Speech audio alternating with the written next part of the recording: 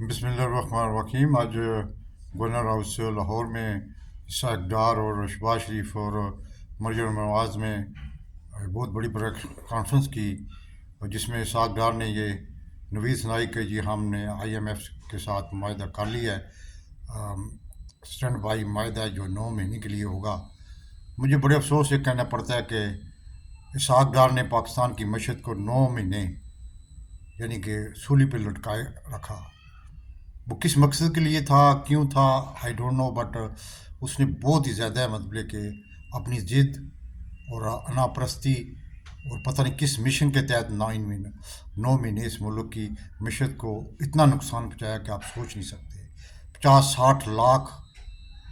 लोगों को बेरोज़गार कर दिया, सनतें बंद हो गई और लोग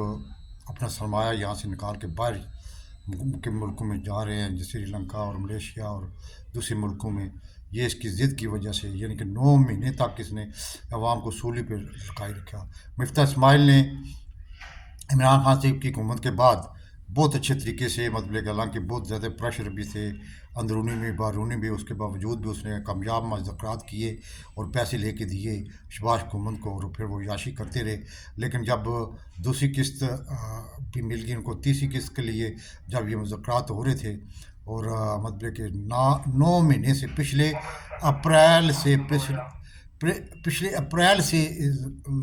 लोगों ने, ख़ासकर इसहाक डार ने, जो कि ना मुल्क को मतलब सूली पे लटकाया हुआ था, क्योंकि ये सिस्टम माफिया का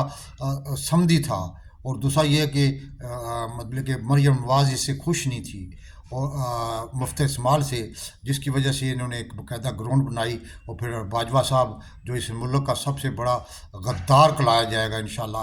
आने वाले दिनों में, जिसने पाकिस्तान को खरबों खरबों का नुकसान और पाकिस्तान की मिशन को तबाह बर्बाद करवा के रख दिया है, उसके कहने पे फिर ये मतलब कि नवाज शरीफ के कहने पे फिर ये मतलब कि पाकिस्तान में नमदार हुआ। और फिर जो लफाफा साफ़ी खासकर नदीम मलिक जो गंजा सबसे बड़ा और ये अब 200 पौने 200 का डॉलर हो जाएगा, लेकिन उसको नहीं पता था कि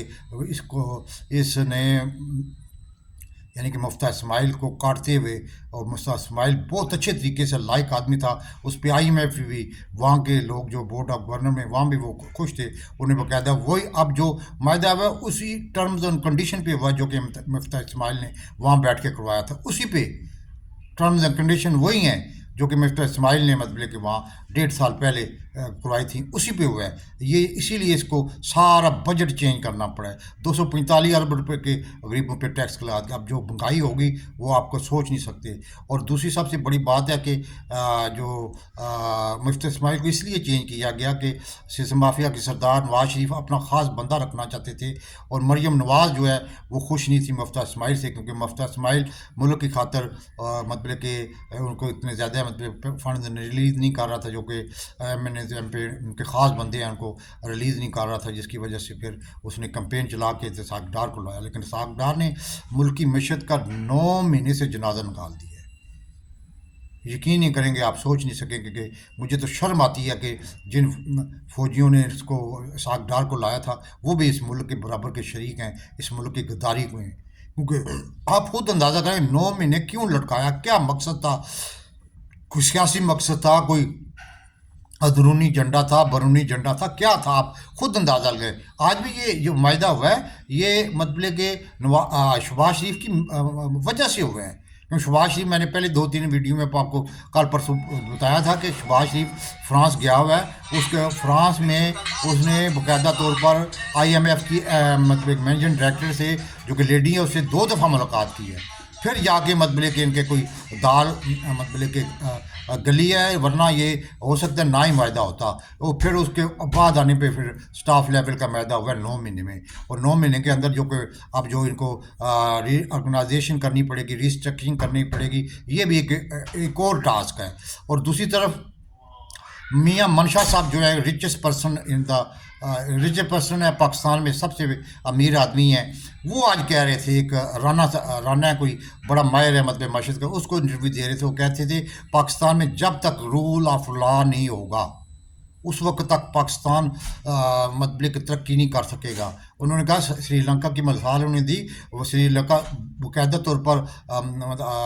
خطرے میں چلا گیا تھا، لیکن وہاں رول آف لا ہے، وہاں 2-3 مہینے کے اندر اندر فیصلے ہو جاتے ہیں، لوگوں کے اندر خوف ہے، رول آف لا ہے، ہمارے ملک میں رول آف لا نہیں ہے، اور یہ انہوں نے پیشن گوئی کی ہے کہ ہمارا ملک جو ہے اگر رول آف لا نہ قائم کیا گیا اور نہ مطلب کہ